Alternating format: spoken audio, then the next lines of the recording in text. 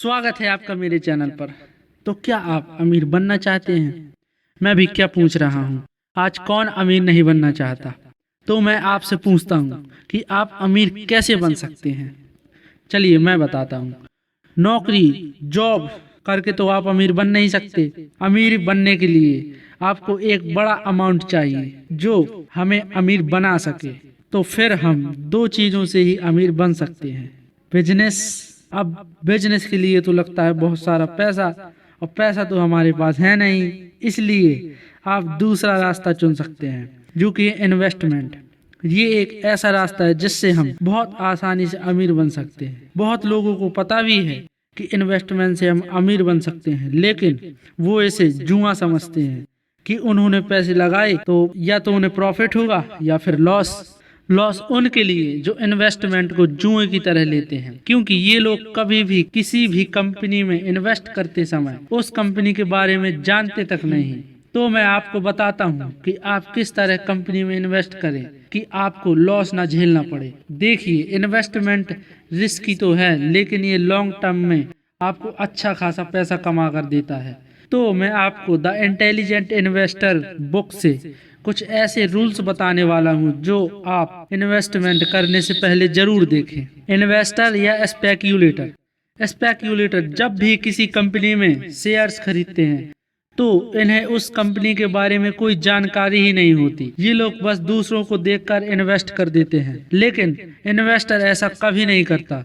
वो जिस कंपनी के शेयर खरीदने वाला है उस कंपनी के बारे में पूरी जानकारी रखता है। अब मान लीजिए कि कोई कंपनी है जिसके शेयर प्राइस बढ़ते रहते हैं, तो सारे इन्वेस्टर उसी कंपनी के शेयर्स लेने लगेंगे बिना उसकी हिस्ट्री पता किए हुए। पर ऑथर कहते हैं कि इंटेलिजेंट इन्वेस्टर ऐसा नहीं करते। वह मार्केट के हिसाब से नहीं चलता, बल्कि वह उस वक्त का इंतजार करता है जब कंपनी के शेयर्स का प्राइस कम हो जाए।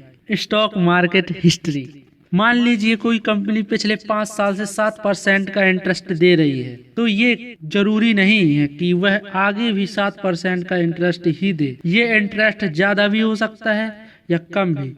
इसीलिए जब आप अपने पैसे को इन्वेस्ट करें तो उस स्टॉक मार्केट के पास्ट पर नहीं बल्कि फ्यूचर पर ध्यान दें, क्योंकि मार्केट कभी भी क्रैश हो सकता है। एक्टिव इन्वेस्टमेंट या पैसिव इन्वेस्टमेंट, ये दोनों ही इन्वेस्टमेंट सही हैं, लेकिन एक्टिव इन्वेस्टमेंट वो जिसमें आपको हर दिन स्टॉक मार्केट को पढ़ना पड़ता है, देखना पड़ता है कि कब मार्केट ऊपर जाता है और कब नीचे।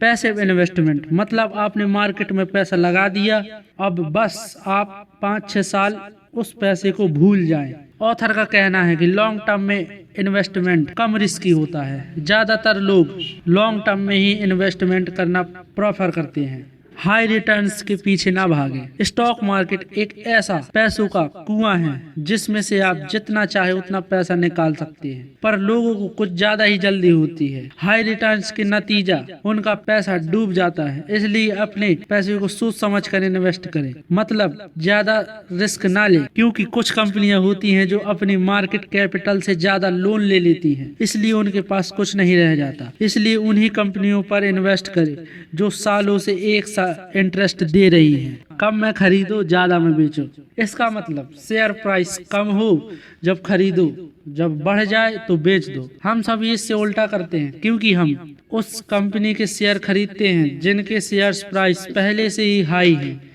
पर इंटेलिजेंट इन्वेस्टर ऐसा नहीं करता। 2002 में जब एक बार मार्केट में क्रैश आया था, जब सभी इन्वेस्टर अपना पैसा स्टॉक से निकाल रहे थे, लेकिन ऑथर कहते हैं कि यही सही वक्त होता है जब जितना पैसा हो सके आप इन्वेस्ट कर दीजिए, क्योंकि जब मार्केट नीचे आता है तो शेयर प्राइस भी घटता है। एक इंटेलिजेंट इन्वेस्टर इस मौके को कभी नहीं छोड़ता, क्योंकि इसमें हमें कम प्राइस में शेयर्स मिल जाते हैं, और जब मार्केट अपनी रियल वैल्यू पर आ जाता है तो हमारे शेयर्स का प्राइस बहुत जल्दी इंक्रीज हो जाता है।